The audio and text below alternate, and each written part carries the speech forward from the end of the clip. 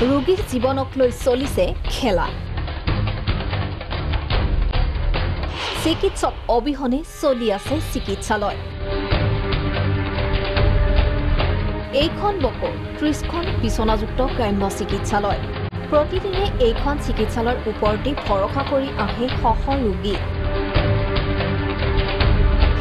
কিন্তু চিকিৎসা অবিহনে উভতি গৈছে ৰোগী লাষ্ট প্ৰায় এসপ্তাহমান আমি সিজন কৰিব পৰা নাই বন্ধ হৈ আছে এনে প্ৰকট জেনে সাধাৰণভাৱে চলি আছে প্ৰকট সাধাৰণভাৱে চলি আছে হয় বাকি দুৰ্ঘটনাৰ কাৰণে আপোনালোকৰ ইমাৰ্জেন্সি ৰাখিব লাগে দুৰ্ঘটনাৰ কাৰণে ইমাৰ্জেন্সি ডক্টৰ ৰাখিব লাগে নাইট ডিউটি থাকিব লাগে আমাৰ ইভিনিং ডিউটিৰ কাৰণে ডক্টৰ লাগে অলপ অসুবিধা হৈছে আৰু চিকিৎসালয়খনত আছে মাত্ৰ ৩জন চিকিৎসক নাই মেডিচিন প্ৰসূতি বিভাগৰ চিকিৎসক এই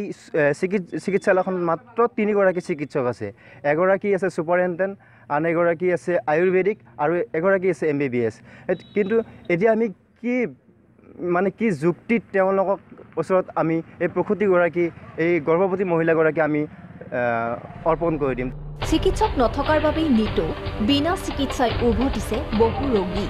কিন্তু নাই মানে মেডিচিনটো নাই এতিয়া মেডিচিন আমাৰ নিউৰো যিটো উজ্জ্বল শৰ্মা আছে তেখেতকো অলৰেডি প্ৰমোচনটো হ'লে প্ৰমোচনটো গৈ এয়াৰপৰ্ট ট্ৰেন্সফাৰ তেখেতে কৰিব আৰু মেডিচিন যিটো প্ৰদীপ বড়ো ডাঙৰীয়া আছিল তেখেতকো ইয়াৰ পৰা তেখেত প্ৰমোচন দিয়াৰ ট্ৰেন্সফাৰটো কৰিলে গোটেইখিনি ডক্টৰ যেতিয়া ইয়াৰ পৰা লৈ যাব গোটেই ইয়াত স্বাস্থ্যৰ মানে যিটো ব্যৱস্থা সেই ব্যৱস্থাটো নাইকিয়া হৈ যাব জনসাধাৰণে ইয়াৰ পৰা অসুবিধা ভুগিব